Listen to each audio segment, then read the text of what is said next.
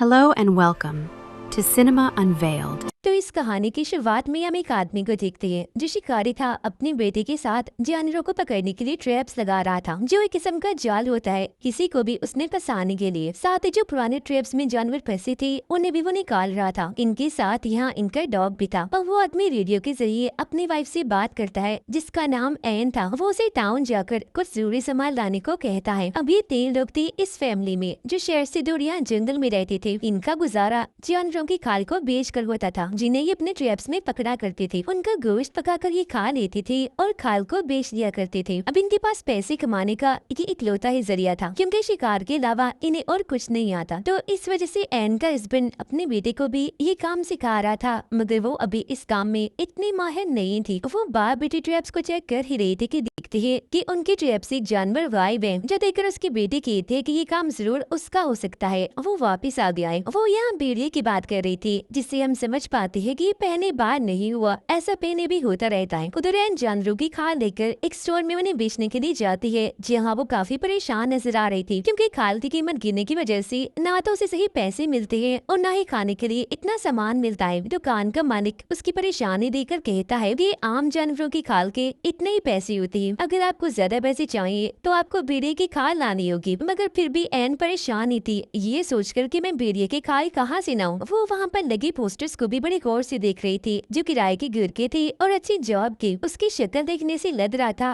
कि वो घर भी लेना चाहती है और अच्छी जॉब भी करना चाहती है, मगर किसी वजह से नहीं कर सकती। उसे शिकार करना भी नहीं पसंद। वो भी यही चाहती है कि हम जंगल की बजाय टाउन में रहे और मैं अपने बेटे को अच्छे स्कूल में भेज सकूं। मगर क्योंकि उनके पास इतने पैसे नहीं थे इसीलिए वो घर वापस आ जाती है। घर पर एन का हस्बैंड अपने बेटे को खाना निकालना सिखा रहा था जबकि एन सबके लिए खाना बना रही थी। रात को खाने के वक्त भी सबका इमोट खराब था क्योंकि पैसे ना होने की वजह से खाने को ठीक से कुछ था ही नहीं। और जब एन की बेटी ये बताती है कि हमारा शिकार किया जानवर भेड़िया ले गया तो ये सुनकर एन को अपने हस्बैंड पर काफी गुस्सा आने लगता है क्योंकि उसने एन को ये बात नहीं बताई थी। वो अपने हस्बैंड को कहती है कि इस भेड़िए का कुछ करे वरना हम भूखे मर जाएंगे। फिर अपनी बेटी को अंदर भेजकर एन दोबारा से अपने हस्बैंड से बहस करने लगती है। उसका हस्बैंड कहता है कि भेड़िए लड़कियों को शौक से खाना पसंद करते हैं, तो जरूर वो तो या किसी लड़की को देखकर या फिर किसी जानवर को देखकर आया होगा। मगर एन कहती है कि मेरे हिसाब से वो हम लोगों हमारी फैमिली की वजह से यहाँ आया है। उसे पता है यहाँ फंसा फंसाया शिकार मिल जाएगा और मेहनत भी नहीं करनी पड़ेगी। आगे वो कहती है कि मैं पुलिस स्टेशन जाकर उसकी रिपोर्ट करना चाहती हूँ, मगर उसका हस्बैंड मना कर देता है ये कहते हुए कि नहीं तुम फिक्र मत करो, कल सुबह मैं खुद ही उसे पकड़ लूंगा। मगर ये सिर्फ इकलौती टेंशन नहीं थी। एन उसे वही एड का पोस्टर दिखाते हुए कहती है कि ऐसे कब तक गुजारा चलेगा। मैं ऐसा करती हूँ किसी अच्छी सी जगह पर जॉब करके पैसे कमा लेती हूँ, फिर हमारा अच्छा गुजारा हो जाएगा। मगर उसका हस्बैंड मना कर देता है ये कहते हुए कि शिकार के अलावा हम कुछ नहीं कर सकते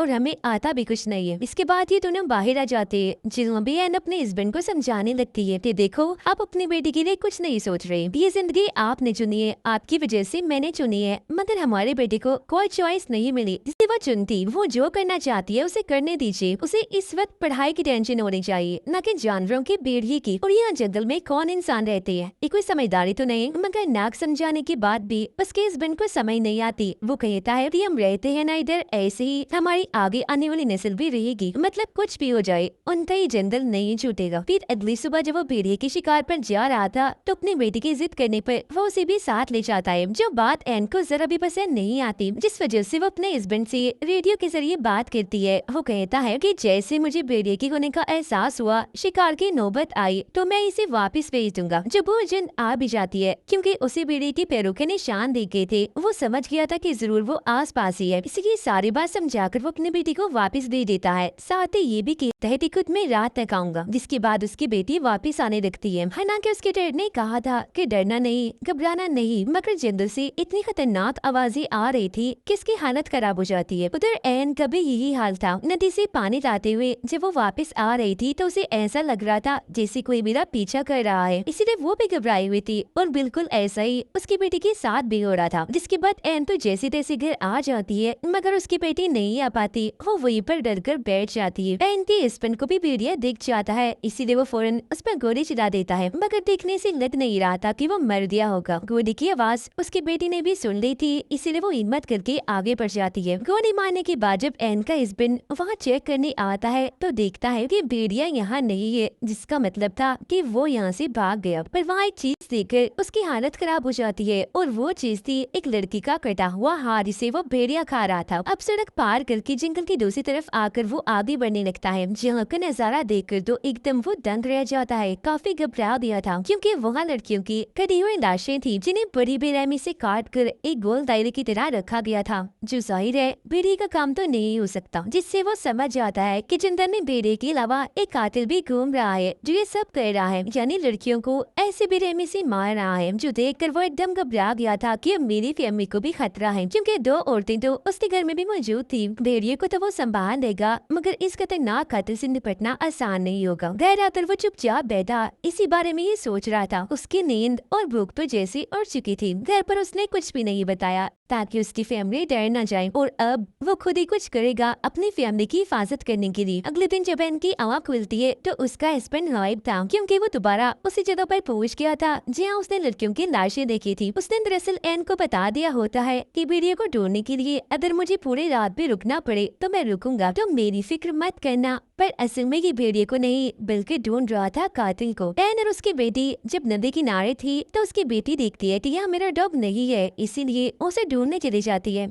मगर तभी उसके सामने वही भेड़िया आ जाता है जो इनकी तरफ बढ़ने लगता है। उसे देखकर एन जोर से चिल्लाने लगती है, क्योंकि उसके दिमाग में सबसे पहले यही आइडिया आया था, और उसका ये आइडिया कामयाब भी रहता है क्योंकि भेड़िया वहाँ से भाग गया था। और अब ये दोनों माँ बेटी बगैर टाइम ज़ाया किए फौरन अपने घर आ जाती है। पर क्योंकि उनका डॉग तो बाहर ही रह दिया था, इसलिए एन गन लेकर उसे ढूंढने चाहती है, जहाँ उसे डॉग मिल तो जाता है मगर मरा हुआ, क्योंकि भेड़िए ने उसका भी काम तमाम कर दिया था, जिसकी मौत से एन को काफी दुख होता है। वो वापस आकर अपनी बेटी से झूठ बोल देती है कि अभी तो डॉग नहीं मिला, जब तुम्हारे डैड आ जाएंगे तो हम उसे ढूंढ लाएंगे। डॉग की मौत के बारे में उसने अपनी बेटी को इसलिए नहीं बताया होता ताकि वो डरे ना, उसे अपनी जिंदगी खतरे में ना लगे। तो अब यहाँ हमें बता दिया गया है कि इस मूवी का नाम हंटर हंटर क्यों है, जबकि दरअसल ये हंटर इन्हीं शिकारी फैमिली दो हंटर्स के बीच फंस गई है, जिन दोनों से ही इन्हें अपनी जान का खतरा है। एक तो है भेड़िया और दूसरा है वो कातिल। फिर अब ऐसी ही सुबह हो जाती है, मगर एन का हस्बैंड न खुद वापस आया और न ही उसका कोई फोन आया। दोनों माँ बेटी फिर अपने ट्रैप्स को चेक करने जाती है, जहाँ आज भी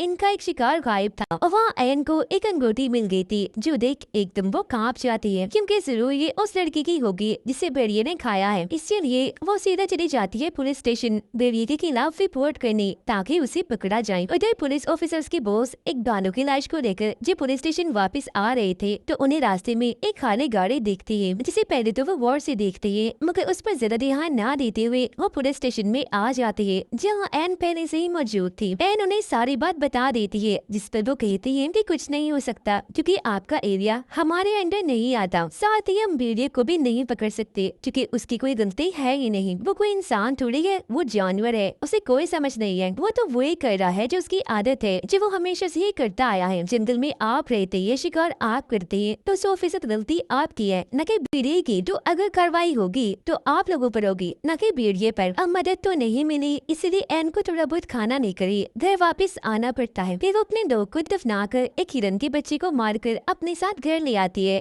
अभी था तो गलत ही, मगर खाने के लिए इन्हें कुछ तो करना ही था। उसके हस्बैंड का कुछ अता पता नहीं था, भेड़िया सिर पर सवार है, खाना खत्म हो रहा है, इसलिए अब जो भी करना था एन को करना था। एन फिर अपनी बेटी के साथ मिलकर हिरन की खाल को उतारती है, जिसके बाद ही दोनों उसे पकाकर खाने लगती है। जहाँ तभी अचानक रेडियो पर कुछ हलचल महसूस होती है। एन बोलती तो है, मगर आगे से साफ आवाज नहीं आती। फिर रात को जब ये दोनों माँ बेटी सो रहे थे तो अचानक इनकी आँख खुल जाती है, क्योंकि जंगल से किसी के चिल्लाने की आवाज आ रही थी। जब ये चेक करने जाती है तो हम देखते हैं कि एन का हस्बैंड नहीं है, बल्कि ये कोई अनजान आदमी है जो काफी जख्मी था और मदद मांग रहा था। तब एन अपनी बेटी को वापस घर छोड़कर एक चीज पर उस आदमी को लिटाकर अपने घर ले आती है, क्योंकि भेड़िया उनके आसपास भी हो सकता है। चेक करने पर उस आदमी के पास एक रेडियो निकलता है, साथ ही उसकी टांग की हालत भी काफी खराब थी। अब ये रात भी ऐसे ही गुजर जाती है। अगली सुबह जब एन की बेटी उसके पास आती है तो अचानक उसकी आंख खुल जाने की वजह से वो काफी घबरा गई थी। फौरन अपने मोम को बुला लेती है। उसके मांगने पर एन उसे पानी पिलाती है और टांग के जख्म पर टांकी भी लगा देती है। उसे देख एन की बेटी को अजीब लग रहा था, इसीलिए वो अपने मोम से कहती है कि डैड ने कहा था कि कभी भी किसी अनजान आदमी पर भरोसा मत करना। जिस एन कहती है, देखो उसकी हालत अब कितना जख्मी है और अगर तुम्हारे डैड इधर होते तो वो भी इसकी मदद जरूर करते। उधर बोस दोबारा से जब पुलिस स्टेशन आ रहा था तो उसे वो गाड़ी फिर से वहीं खड़ी हुई दिखती है, जिससे वो समझ गया था कि पिछले 2 दिन से ये गाड़ी इधर ही खड़ी है। वो अपने गाड़ी से उतरकर आसपास देखने लगता है, पर जब उसे कोई भी दिखाई नहीं देता तो उस गाड़ी का नंबर ही नोट कर लेता है। वो अनजान आदमी जागता है तो अपना नाम बताता है कि मेरा नाम लू है। बहन उससे पूछती है कि इस जंगल में ज्यादा लोग नहीं आते तो तुम इधर क्या कर रही थी। इस पर लू बताता है कि ये तो मेरी खासियत है, असल में मैं इस जंगल की तस्वीरें लेने आया था, मगर रास्ते में ही मेरी गाड़ी खराब हो गई तो मैं पैदल ही जंगल में आगे बढ़ गया, जहाँ अचानक मुझ पर किसी ने हमला कर दिया, जो शायद भेड़िया हो सकता है क्योंकि मैंने उसे देखा नहीं, और वो गाड़ी जो इतने दिनों से खड़ी है वो मेरी ही है। अब उसकी हालत इतनी खराब थी कि उसे हॉस्पिटल ले जाने की जरूरत थी, मगर भेड़िए के होते ही नहीं जा सकती, क्योंकि अगर भेड़िया वहाँ हुआ तो ये भाग नहीं पाएंगे। है फिर भी एन अपने बेटी की मदद से उसे गाड़ी तक ले जाने की कोशिश करती है, मगर रास्ते में लू दर्द से चिल्लाने लगता है, इसीलिए उन्हें दोबारा से घर वापस आना पड़ता है। दोनों माँ बेटी ने अब जहर लगी गोश्त के टुकड़े वहाँ फेंक दिए थे, साथ ही ट्रैप लगाकर वहाँ आग भी जला दी थी ताकि ये लोग उस भेड़िए से बच सके। उधर बोस गहरे सोच में पड़ा हुआ था, क्योंकि पिछले काफी वक्त से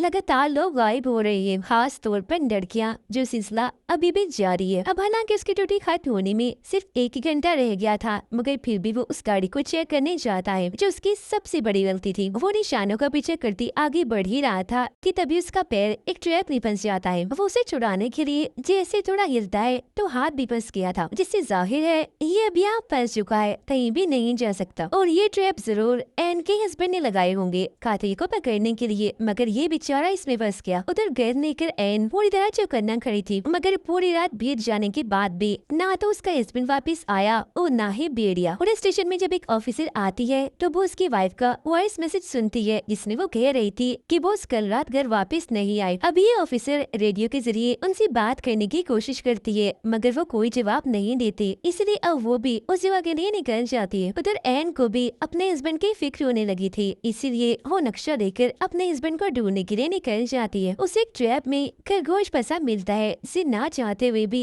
इसे मारना ही पड़ता है। ऐसा करके वो काफी दुखी हो गई थी क्योंकि ये इसका काम नहीं था। अब तभी रेडियो में हलचल होने लगती है, इसीलिए वो दोबारा से आगे बढ़ने लगती है। जहाँ जाकर तो उसकी होश ही उड़ जाती है, क्योंकि वहाँ पड़ी थी उसके हस्बैंड की लाश। उसे ऐसे मरा हुआ देखकर वो काफी टूट जाती है और फूट फूट कर रोने लगती है, और अब जाकर उसे सारी बात समझ आती है। उसके हस्बैंड को भेड़िए ने नहीं बल्कि मारा है लू ने, क्योंकि वही वो कातिल है जिसने बाकी लड़कियों को भी मारा था। एन के हस्बैंड ने उसे पकड़ लिया था, मगर लू उसे मारकर भाग गया, पर फिर भी उसके हस्बैंड ने लू को काफी जख्मी कर दिया था, मगर एन ने दोबारा उसे अपने घर में लाकर उसकी जान बचा ली। अब ये चीज एन के लिए किसी सदमे से कम नहीं थी, क्योंकि वो उस आदमी की सेवा कर रही थी जो उसके हस्बैंड का कातिल है। इस बात से अब तक वो अनजान थी। अब ये एहसास होते ही वो गन लेकर जल्दी से घर की तरफ निकल पड़ती है, क्योंकि इसने एक और गलती कर दी थी, ये अपने बेटे को लू के साथ अकेली छोड़ आई। उधर ऑफिसर भी उस जगह आकर वो उसको ढूंढने लगती है। वो उसको जब ऐसा महसूस होता है कि कोई यहाँ पर है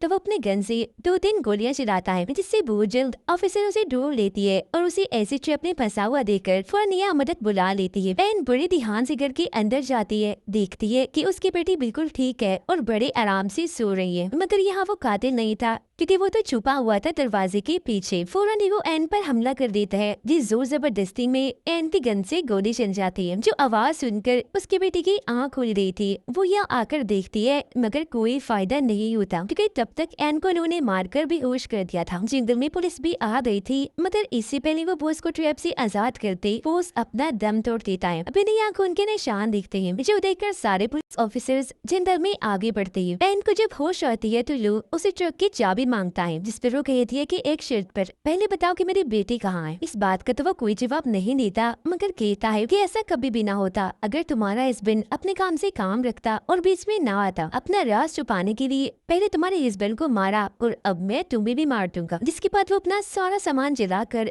एन के पास आकर उससे बदतमीजी करने लगता है, मगर एन मौका देकर एक ट्रैप में उसका मुंह फंसा देती है और बाद में खुद को आजाद करके एक चीज से उस पर हमला करके उसे बेहोश कर देती है। अब अगले कमरे में जाकर एन वहाँ देखकर फूट फूट कर रोने लगती है, क्योंकि वहाँ उसके बेटे की नाश पड़ी थी जो हमें दिखाई नहीं जाती, जिसका मतलब था कि उस पागल कातिल ने जो इंसान के रूप में जानवर बना हुआ था उसने उसकी बेटी को भी नहीं छोड़ा। इसीलिए वो ठान लेती है कि मैं भी उसे नहीं छोड़ूंगी, अपने हस्बैंड और बेटे का बदला उससे लेकर रहूंगी। वो भी लू को रस्सी से लटका कर उसके हेडफोन लगाकर गाने सुनने लगती है, जो करने के बाद वो लू की भी खाल उतारने लगती है, बिल्कुल किसी जानवर की तरह, क्योंकि वो भी तो किसी जानवर से कम नहीं था। कुछ ही देर में वो उसके पूरे ही जिस्म की खाल उतार देती है और आखिर में चीड़ी की भी, जिससे उसका बहुत सारा खून बहने लगता है।